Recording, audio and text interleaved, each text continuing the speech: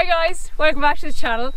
Today is about jump progression and I'm joined by Dan. Unfortunately for him, he's got his work cut out for him because I had a little bit of a scare here about a week ago.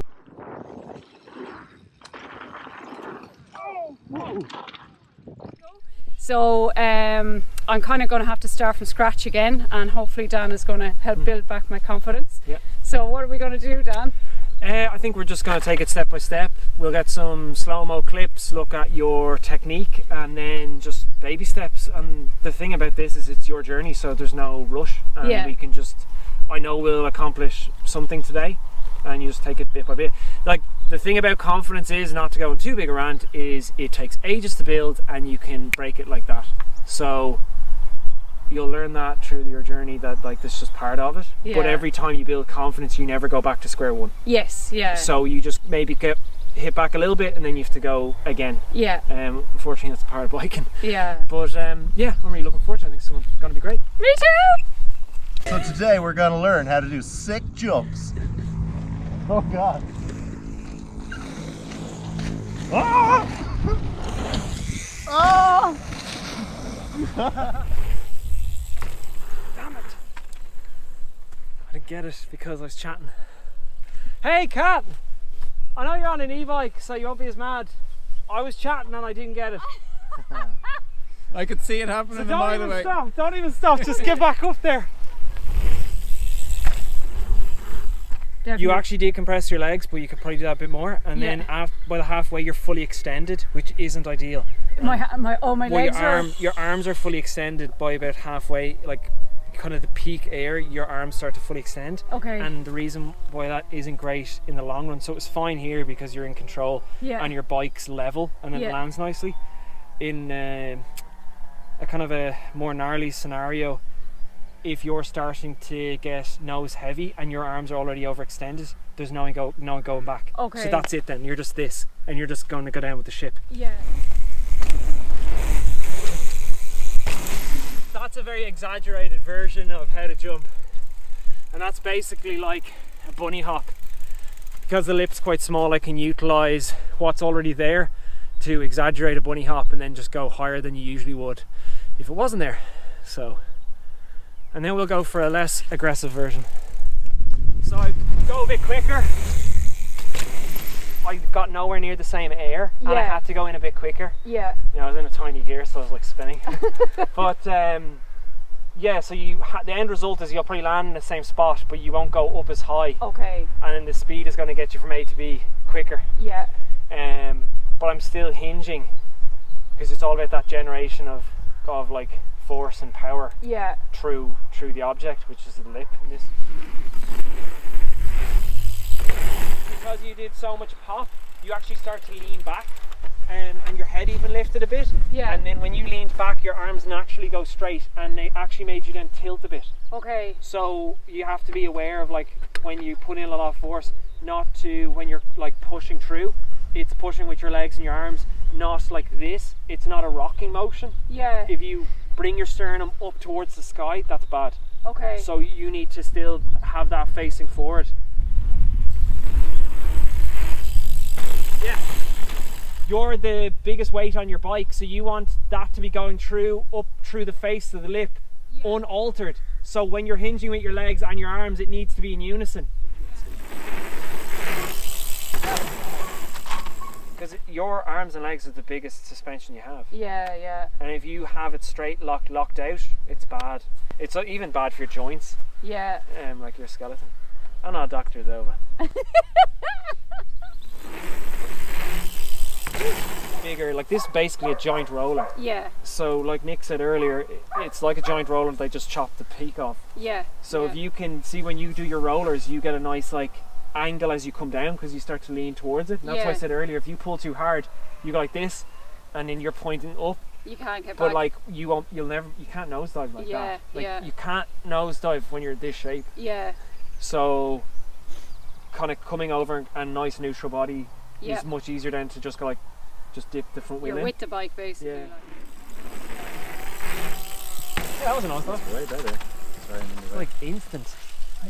And you need to start learning when you're doing the right things as well. Yeah. Because you need to like spot Yeah. You know, when you need to like start slapping us now when you do deadly things. You're like, I looked up, you're allowed to say bloody. Am I? Yeah, because I kept it in. That was bloody class. It's a drink, yes. Yeah. Delicious drink. But if you Hell said can that be was a seen as feckin' bad. good Bloody Mary. Huh? Huh?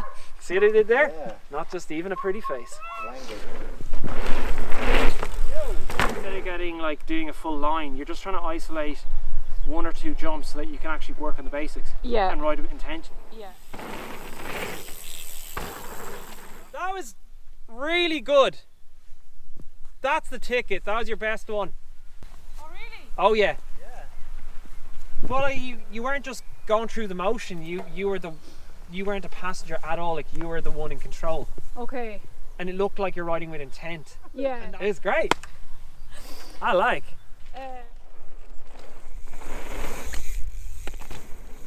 So you'll get to a point where you can like come up through the lip, and then I can pull the bike up into me as well. Okay. So it's not just say going like this.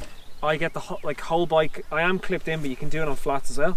The bike comes in with the same technique as a bunny hop, but it's if you start to go for your highest bunny hop, what you should be doing when you load up, you bring the bike up, and then as you start to get towards your peak air, then you're trying to pull the bike up, and that gives you more inches. Yeah. It's the exact same thing for that. Oh, okay.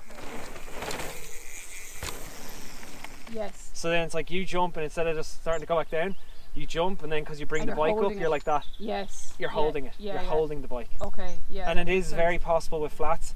So anyone out there thinking that you can't do that with flats, you can. It's easier if you really understand how to use clips, to use your legs more, Yeah. but it's not just with your feet. Like. Your legs. So as you come over this, like as you come up towards this, you're going light, Yeah. and then you're compressing down, and you're compressing your legs and your arms down, and then as you come up towards the lip, you're releasing. But as I release, like I said, you never go full lock. Yeah.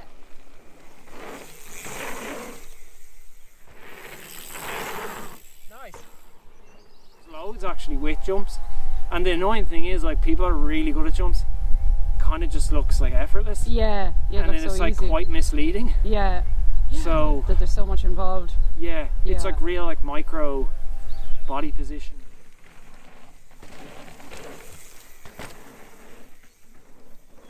Yeah, like my grip on the handlebars is fairly loose in Yeah. comparison to when I'm riding down a track. Yeah. It's looser on jumps. Yeah. Even like coming into jumps, like sometimes like I bounce up and down even a little bit just to trying to get a feeling, loosen up and get a feeling of like when you put a certain amount of pressure for your compression, what that's going to do. Yes. So it's like the spring back, it's trying to get used to the spring back of your bike and Okay. understand when I put this amount of load or pressure through my heels and through my feet, What happens? what happens, how Yeah. fast it come back. Okay. I know some people, I wouldn't advise this because if you're an enduro rider or trail rider, you should set your bike up for the best overall experience. Yeah. But a lot of people that are proper racers have fast suspension set up, so if they went to ride jump park stuff, they might be getting booked Oh, okay. because yeah. the bike's going to kick them more because their suspension's so quick. Yeah. Yeah. So they might slow it down for that day. But you need to really be aware of what you're doing because Yeah. it can just get you into bad habits. Yes. Yeah. But as an enduro rider, you're always just like, it's a compromise. Your setup is just a compromise. Yeah. So you're like the best at the most, the For broadest. everything kind of thing. Yeah. the Yeah. broadest.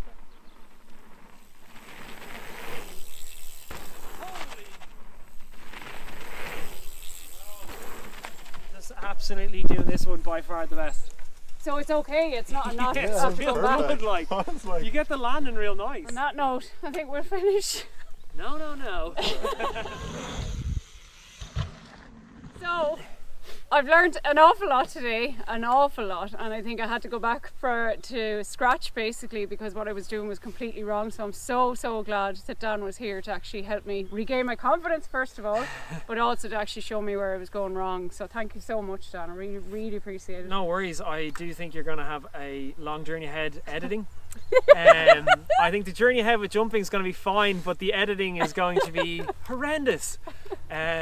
And yeah, I guess at the end of the day, whatever goes in will be your decision because there's a lot of detail in there. Yeah. And that's what I learned today was actually talking about jumping, which may seem kind of simplified for me because I've done it for so long and it's all based off muscle memory. It's not simple. Yeah. And there's a lot of subtle things that go into it. Yeah, and changes where, like with the roller beforehand, you know, didn't understand That what you alters had the to jump do. completely then, Yeah, exactly, yeah. So I think there's a lot to it, and we'll probably be revisiting this again. I think but so. for now, I think that was an amazing achievement to come back from the crash last week and then nail this first go. Was nuts. And I'm jealous.